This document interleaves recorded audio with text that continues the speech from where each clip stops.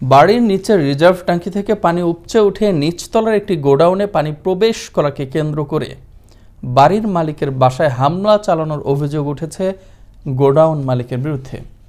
গেল মঙ্গলবার সকালে রাজধানীর দক্ষিণখানের আশকোনার একটি বাড়িতে ঘটে এমন ঘটনা এবং এ ঘটনা গড়ায় থানা পুলিশ পর্যন্ত। উত্তরা থেকে রাসেল হাওলাদারের তথ্যচিত্রে আরও জানাচ্ছেন সহকর্মী শওকত সাগর। রাজধানীর দক্ষিণখানের আশকোনা এলাকার ৩০৩ নম্বর বাড়ি। বাড়িটির নিচতলায় রয়েছে একটি গোডাউন, যার মালিক টিটু নামের এক ব্যক্তি। মঙ্গলবার সকালে ভবনটির নিচে রিজার্ভ ট্যাঙ্কি থেকে পানি উপচে উঠে প্রবেশ করে নিচতলার এই গোডাউনে। আর এতেই লঙ্কাকাণ্ড বাঁধিয়ে দেন গোডাউন মালিক টিটু। ভবন মালিকের অভিযোগ, এই তুচ্ছ ঘটনাকে কেন্দ্র করে টিটু ও তার লোকজন তাদের উপর আক্রমণ করে এবং এ সময় তাদের বাসায় রাখা ২১ লক্ষ টাকা ও ৪২ ভরি স্বর্ণালঙ্কার চুরি হয়ে যায়। ঘটনার দিন এ বিষয়ে স্থানীয় থানায় একটি লিখিত অভিযোগ করেন ভুক্তভোগী। বলতে দেখলাম যে তার ১০-১৫ জন লোক দোকান থেকে কর্মচারী চলে আসছে। হঠাৎ করে আমার মারতে মারতে ঘরের ভিতরে ঢুকে পড়ছে। আয়সা ঘরের ভিতরে আমার ওয়াইফ ছিল, আমার বাচ্চাটা চারা ছিল, এখানে তারা আয়সা হাতাহাতি শুরু করে দিছে, লুটতরা শুরু করে দিছে। আমার ঘরে অলঙ্কার টাকা পয়সা যা ছিল তা নিয়ে হাইরা বিভিন্ন কাগজপত্র খোঁজা শুরু করছে। আমার ড্রয়িং রুমের দরজাটা খোলার পরেই টিটু ভাই আর সাথে ২০-২৫ জন লোক হঠাৎ করে ঢুকে আমাকে ধাক্কা দিয়ে ঢুকছে ভিতরে।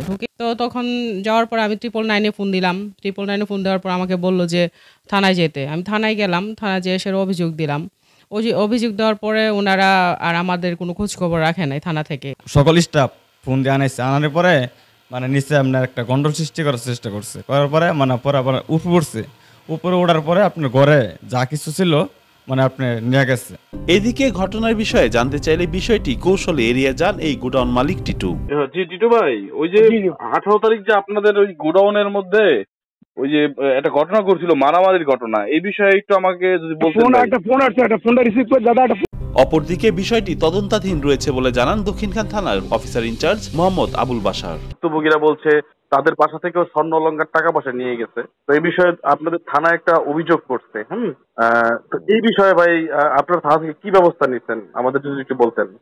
ওনার অভিযোগটা আমরা তদন্ত করে দেখতেছি। আইন শৃঙ্খলা বাহিনীর সুষ্ঠু তদন্তে বেরিয়ে আসবে মূল ঘটনা, সে সাথে ভুক্তভোগীরা পাবে তাদের ন্যায্য বিচার, এমনটাই প্রত্যাশা সকলের। শওকত সাগর, আনন্দ টিভি, ঢাকা।